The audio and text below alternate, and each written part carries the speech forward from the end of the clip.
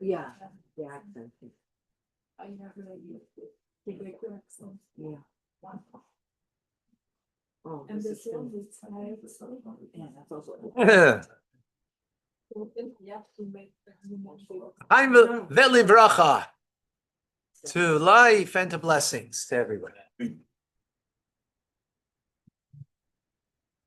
So the Kabbalah of creation, who needs it? God's a creator. He created the world. We have to be foolish to think that the world came to exist on its own.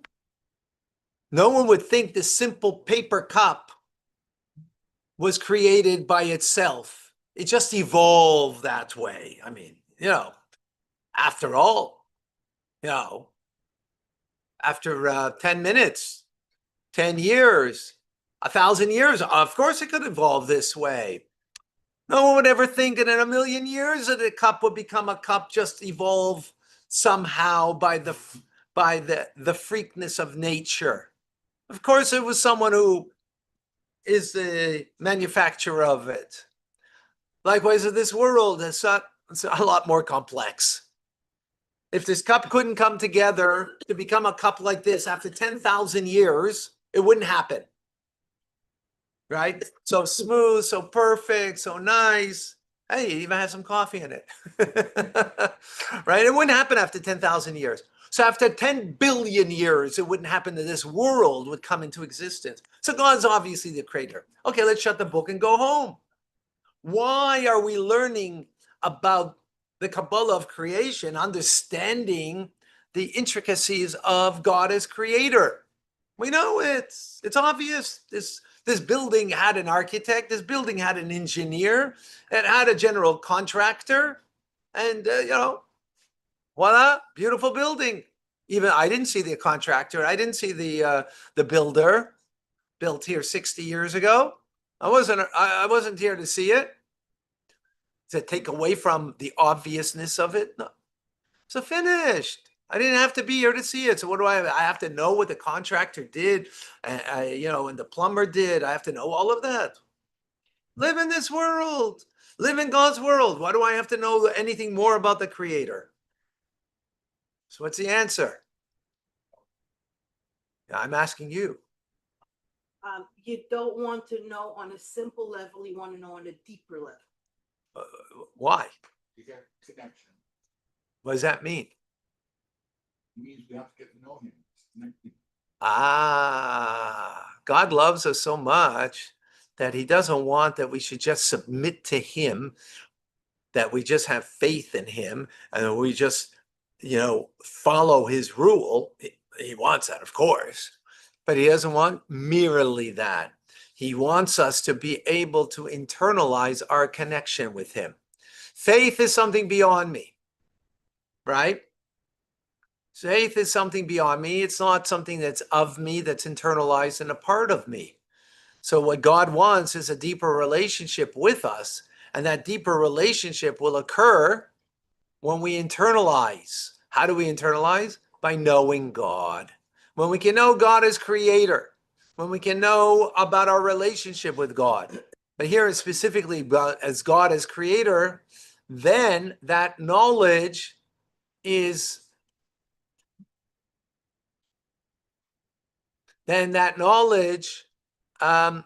is allowing us to internalize our connection with him, right? It's not beyond us only that we accept, but it's something within our minds, within our intelligence, within our rationale that we understand and appreciate likewise. So therefore, the Alter Rebbe is going through in this letter a very profound and deep explanation on how we can appreciate, become aware, and know God as creator of this physical world.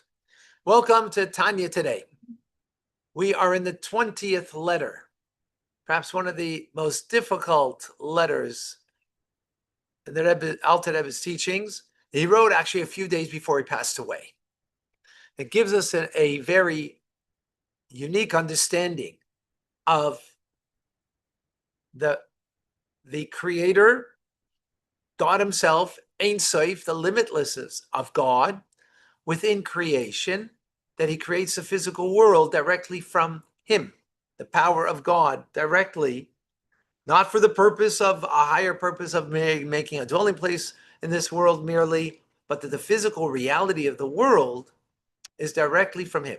Now, we're going through some Hasidic geography to understand this, and that's not simple. Let us back up for a moment to appreciate. Before God created the world, all there was the infinite of God, right? The infinite of God. No thing, exactly. And from there, what God did, the first contraction upon, if you will, upon God, was to create a tzimtzum, contraction, to remove, and not to remove, but to hide the infinite quality of God. And from there emerged what we call a kav, right? This is all metaphorical. So we, right? Kav means a line. A line. So we have, let's say, a circle, because a circle is infinite, right? And we're using everything as a metaphor. Obviously, a circle is not is representing the infinite of God, right? The light of God is infinite. Now, in order to make a possibility of finitude, right? Of finitude, not yet creation, right? Of ultimately creation, right? But the possibility, even this is before create, this is not yet creation. God removes the infinite, or hides, conceals the infinite, right? Through a contraction, to allow now a line, a kav as it's called. This is the potential for the finite. It's not yet finite, because this is all within the, within, right? The potential for the finite, because metaphorically, a circle is infinite. A line has a beginning, middle, and end. It's finite, right? That's the metaphor, right? From there, this is before Atzilus, before world. Atzilus is what kind of word? What's the word of Atzilus? Is what? One word. Emanation. It's not creation, right? What does creation in one word mean? No, the spiritual worlds. No, not at all. One word, and what does creation mean? No, that's the name of a world. Separateness. Separateness, right? That's what creation means, separateness. The world, now when we speak about the circle and the line, that's before worlds. From there comes the first world. We call it a world, but it's really not a world of creation, which means separateness. It's a world emanation. Let me explain. When we speak about the circle and the line, right, that's God. That's God, right? When we speak about the world of emanation, and what emerges in the world of emanation? What?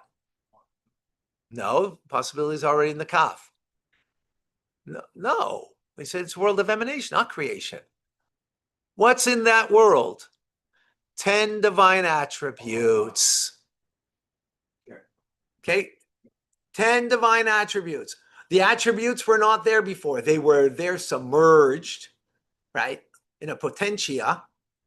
In the world of emanation, what emanates? 10 divine attributes, which that is already what?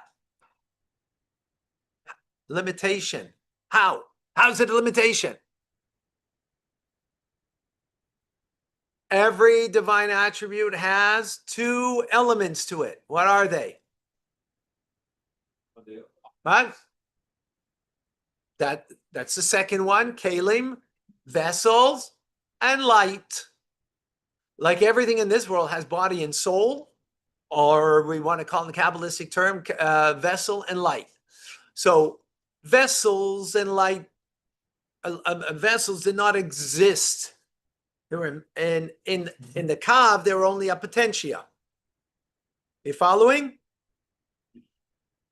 Yeah, I mean, I know it's going to be a run on. It's going to be very difficult right now. Maybe tell them later. You'll explain. Okay. Yeah. It's going to be very difficult. Okay. Because it's a bit complex. So yeah. What is soul? Neshama. Neshama. Light and neshama.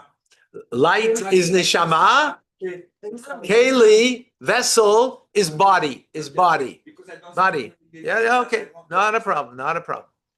Okay. So, okay, is that clear? So now, in the world of emanation, Atzilus, there is first time emerging, emanating, body and soul of a attribute, whether it's kindness, whether it's God's wisdom, right?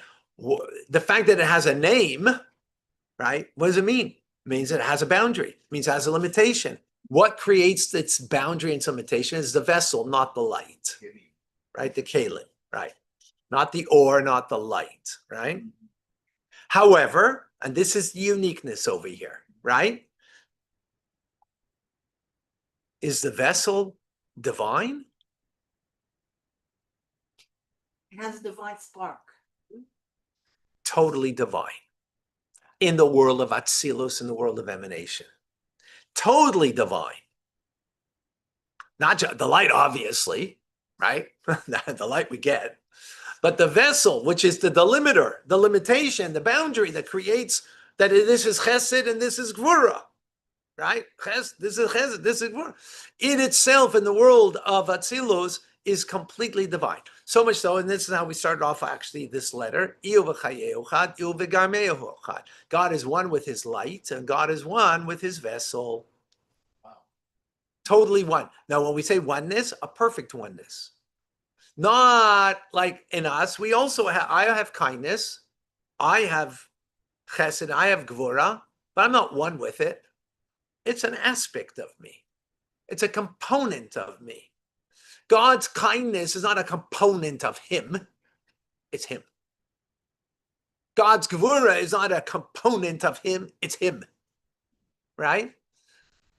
Not, but not, in a sense, not inherently, in a sense, not completely inherently so. In a sense, it's godliness now. Right? It's like you got your first name and you have your last name. God's first name is God. His last name is godliness.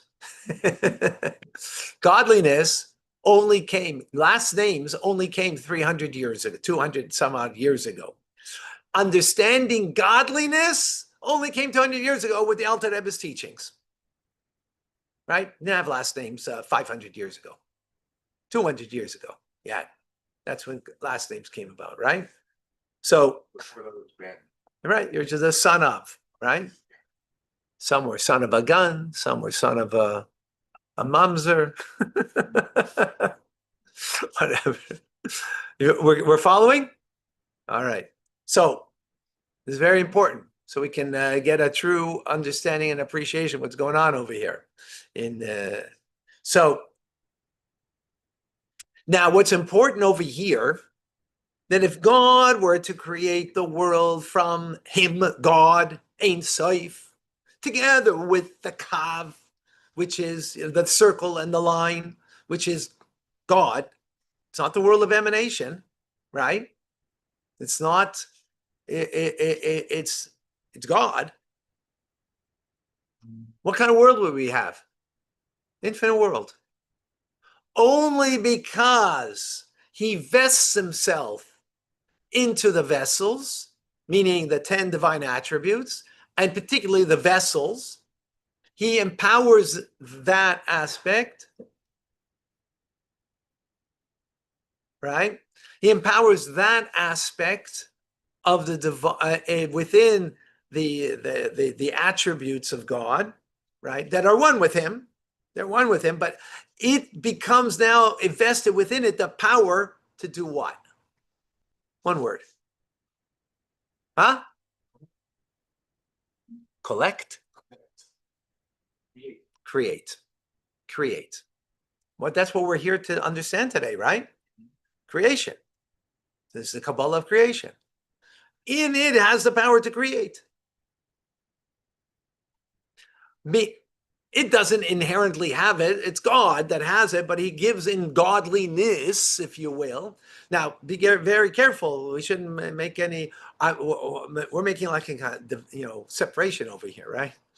There's no separation. It's all one, right? But for us to understand, we need to understand, God and godliness, so we can have an appreciation, because then we can know God as being creator. Okay? Clear? Yeah, we're good? Okay. Now, as it comes down into the worlds, this power of God, which are the divine attributes, they are the vehicle, if you will, for lack of a better term, that are the creative force, right? Like, if you will, in us, what's our creative force? Our hands, right? You're a painter. You're, a silversmith, right? It's your hands, is your creative force. The hand of God, if you will, are the divine attributes, right? Is chesed. So we speak a right hand. Oh, right hand. What's right hand? God's kindness. Well, it's like our right hand is our creative force, right? That's God's creative force. The difference is, God forbid, if we lose our right hand, we lose that creative force, right? That's not possible, right? By God Almighty. By us, it's am I always using my right hand for a creative force? No. Why not? No. You can be creative with one hand. An artist uses one hand, doesn't use two hands. Why? How come? Because it's only a component of me. It's not me. Right? It's not me. My right hand's not me. It's a part of me, but it's not me. So if, God forbid, someone's right hand was removed, they're still me. Right? The difference is, by God, his right hand, his chesed, is one with him. So is his kindness sometimes? No, it's always. Just as he is, so is his kindness. Right? So is his, how do you see that? How so? The action. Well, what action? In the act of creating. In the act of creating, he is kind. And when is he doing that? Every moment. Every moment. Constantly. Exactly. Created out of kindness. What's the answer? That's an attribute. That's the attribute of kindness. It's all the attributes, it's specific attributes. We're going to get into the detail. I'm just giving you the general understanding, so that the details could then make sense. Well, God doesn't have a body, but in the Tanakh it speaks about him having a hand. Well, that's what I'm just expressed it. But is every time he's mentioning a part of the body, is it a different characteristic of himself? Absolutely. Absolutely. Different. Each member. Right. Well, right hand is chesed, left hand is gevura, kindness and power, right? So that's yeah. Yeah. So all that is a metaphor for us to understand, the depth. Right. Now,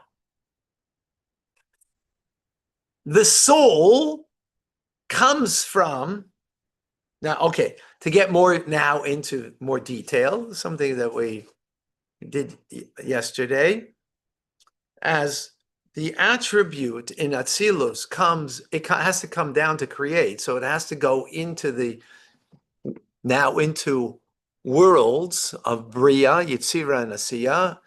Acronym is BIA. So if you ever heard the term BIA, is Bria, Yitzira, Asiya. Base Yud, Ayin, right? And when it comes down, so it retains an element of the divine, because it's within the divine element that has the power to do what? To do what? Create. What does creation mean? What is creation? And to Bring idea. how, this is actually better yet. I'm sorry, I didn't express that right. How is creation? In 2 words. Yesh mi'ayin. Something from Nothing. nothing. That's a process of creation. Who's invested with that power? The divine attributes, right?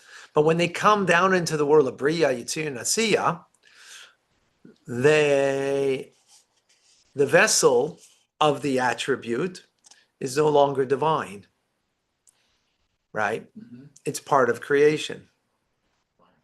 The light of the vessel, or the light of the attribute, Nefesh and Ruach are also not divine. Only the Neshama level is divine of the attribute. So in other words, the Chesed in the world of Bria, or in Yitzir and Asiya, just giving an example, Chesed, but all of the 10 attributes, are now part of that world to create within that world. The power that's within it is only relegated to the neshama level of the attribute, right? That has that power vested within it. Okay? Mhm. Right into creation. Now, from that power, and as we explained also yesterday, but vessel, there's 30 elements to a vessel.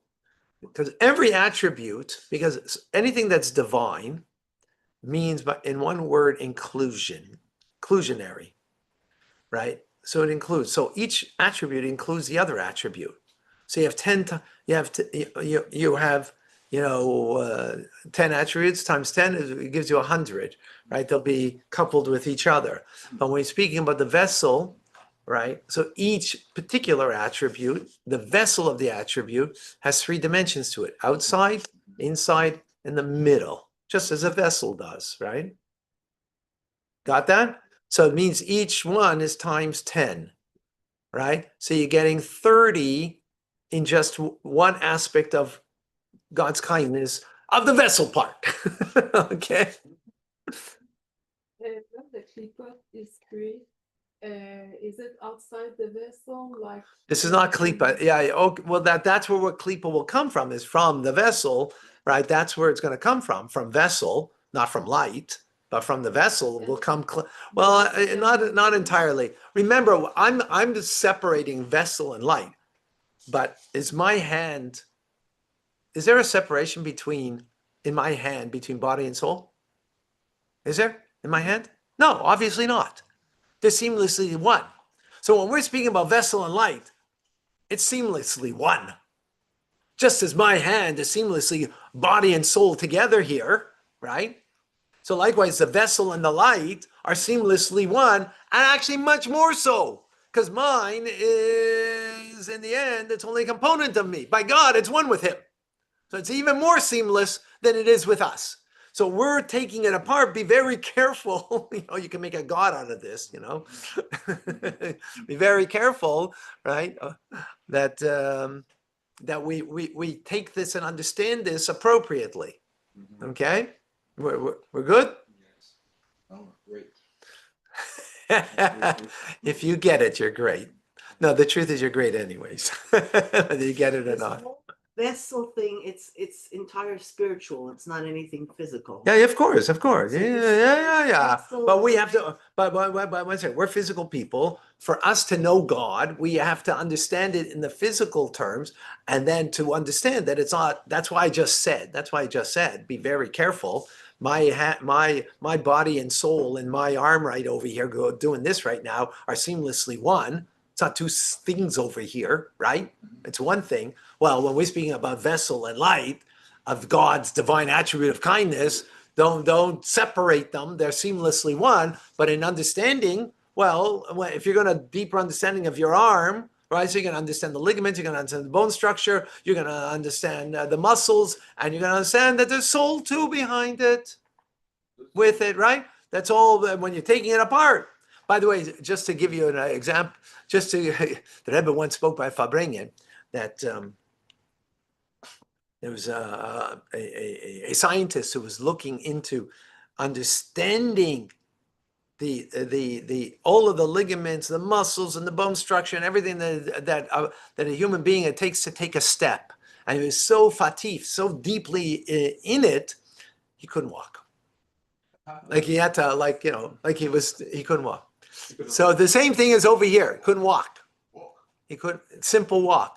In other words, he was taking apart every element of what it means, the ligament to take a step, every bone structure that it takes to take a step and everything like that, that he was so involved in it that a simple thing like walking itself, he couldn't do in the moment, right? Because he was so in the moment, because he was just, no, because his head was just filled with, right? So the point being is same thing, same ideas over here. We have to be careful that we're so going deep and profound into understanding that we're going to lose, God. We shouldn't lose them that we're talking about godliness and God. Because I don't understand. Go ahead. I was obliged to see in internet the connection between Neshama and our light. And I find that it's Yehida, the annulation of himself to reception, the insert. Is that you were talking about that? Yes and no. Yes, but it's good. Excellent. The vessels, like you said, there's 10 different vessels. There's 10 different attributes. Chesed, Vura, Tiferet, Chabad. They're united, but they're not separate. They're Right, really, but they're again, united. one second. Do I need to understand how my arm and the ligaments and everything work in my arm to use my arm? No, right? Would I be better off in life to understand it? Obviously, I'll be better off in life. Now, how better off in life? No, maybe it's not going to be earth-shattering to know that, right? But obviously, the more you understand about the workings of your body, the healthier you could be, because you understand, how the ligaments work, and be careful with your ligaments, be careful of the muscles, because you're aware of it, and you therefore are going to act differently. So here we're talking about, we want to know about God.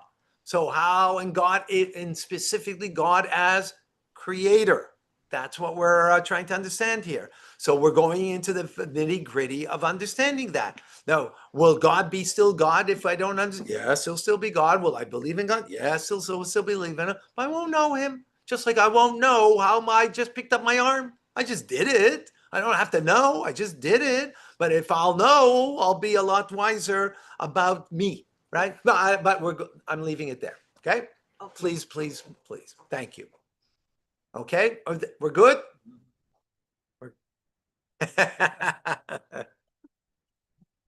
Over this. Okay, we'll wait for it afterwards, okay? So now, interesting, the Alter Rebbe says over here that the our souls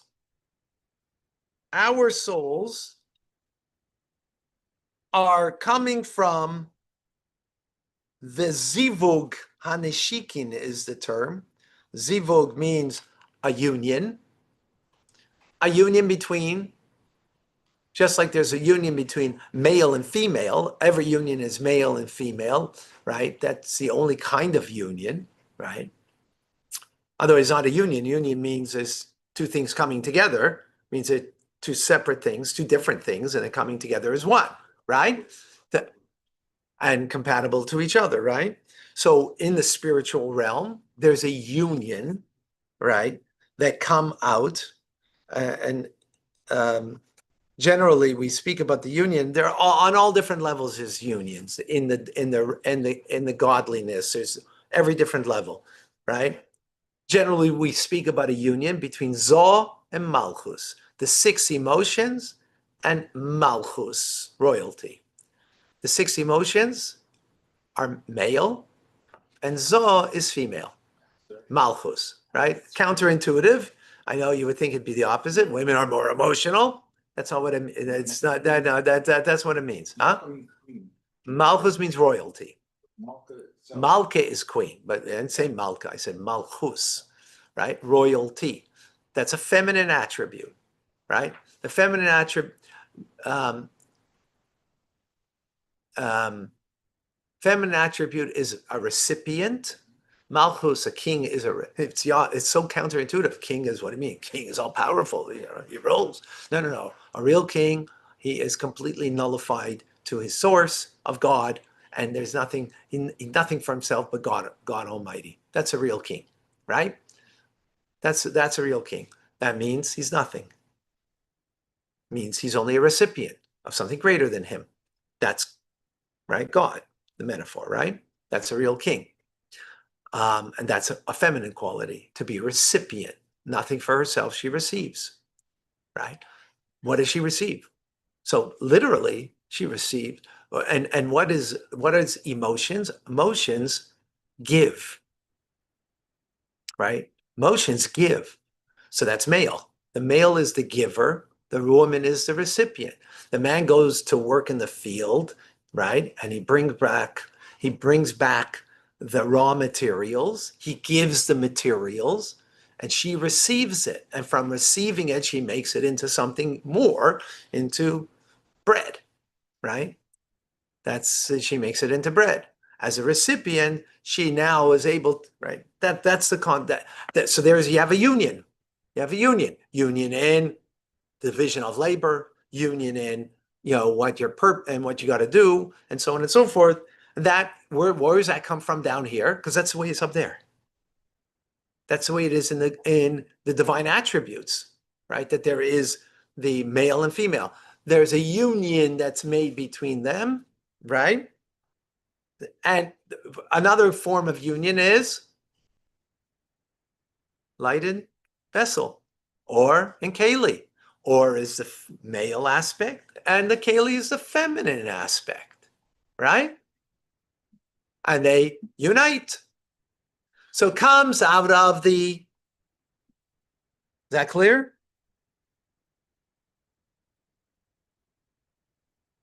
The recipient is the female. Female. Yeah.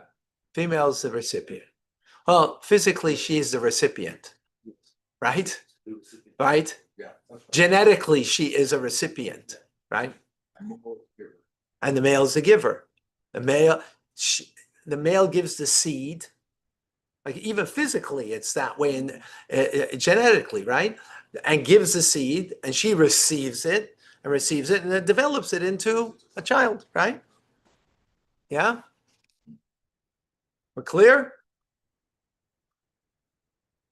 So what do we have over here?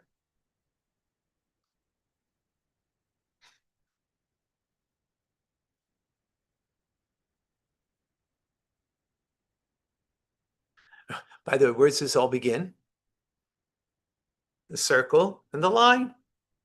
The circle is the infinite light, the male, right? I mean, we're giving these terminologies to it. It's not that, we're just, and the line is the limitation, right? So it's even there on that level, there's already that, sort of condition, if you will. By the way, that's why anything that's not a union, that's not in such a manner, and of course it means, married people, a man and a woman, that's the only kind of union, right? Now you understand like how it's against everything, literally, of creation. It's so against every aspect of creation, even in the most spiritual realms. I mean, even more so in the most spiritual realms, right? So now, second.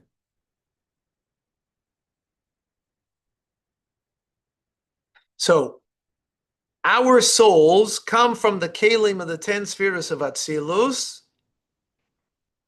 That's where we emerge from, the divine soul. That's where it emerges from, right? Yet, even though it emerges from there, it doesn't have the power. We don't have the power in our soul to create something from nothing. Because we emerge from there, we're not of there. We emerge from there. So we don't have that power, right? We don't have that power. Lofty souls, it's interesting. He says here in the, explains over here.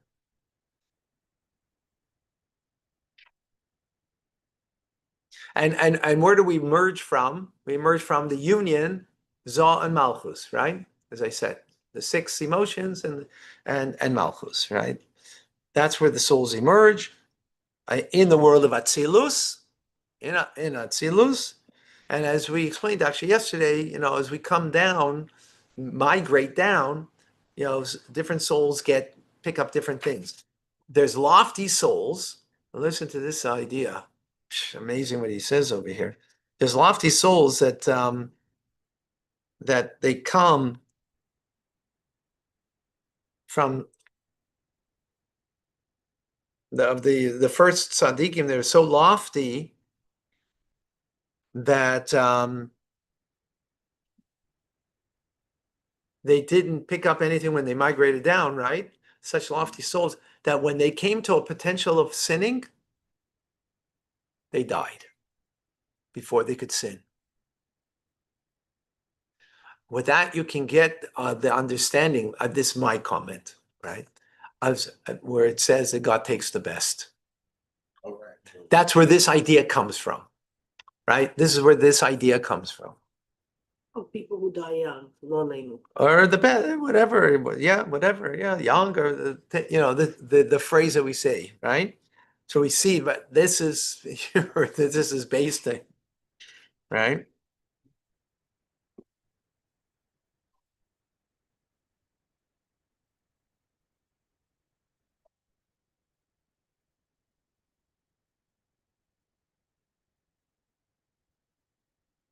I'm trying to see if I think I.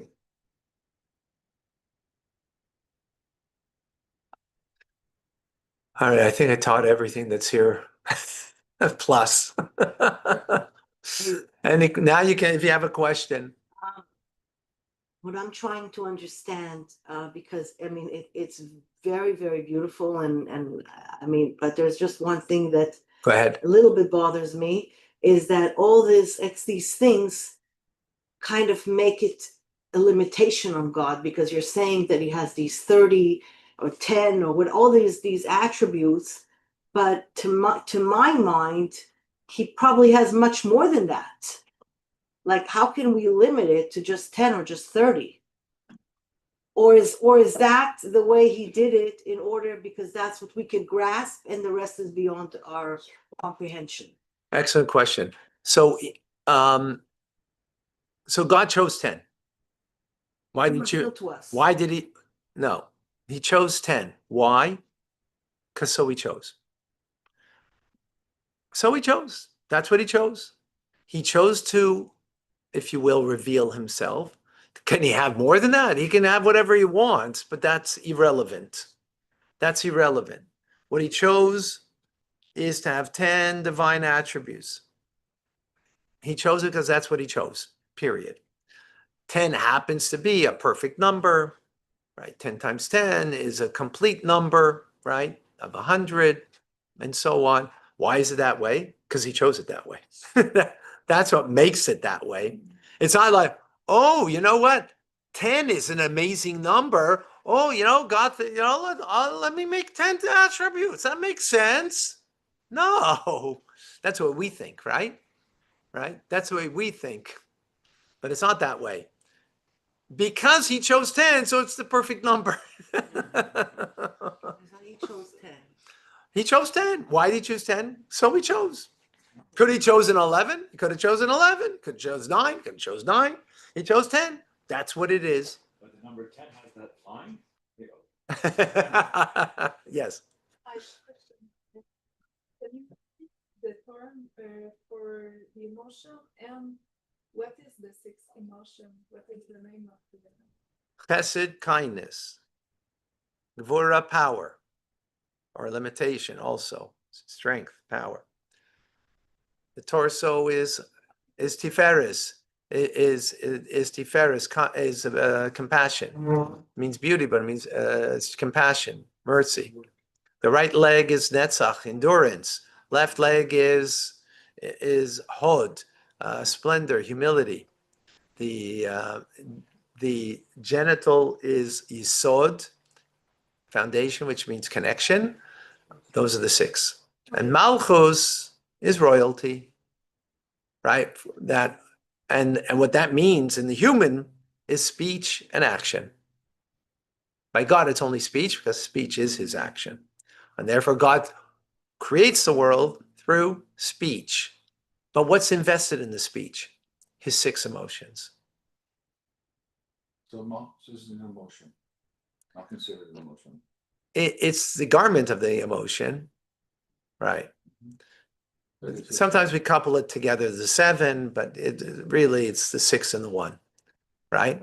And the male and the female. Yeah, but I was asking my. Is that clear? Okay, if you got this, folks. Yeah, okay. No questions, there's clarity, I guess, right? Okay, Rambam is coming up. Amazing. Thank you, everybody. We'll see you shortly in Rambam. God bless you. Thank you. You prepped my brain for Rambam. Now your brain is working. I don't know if All right.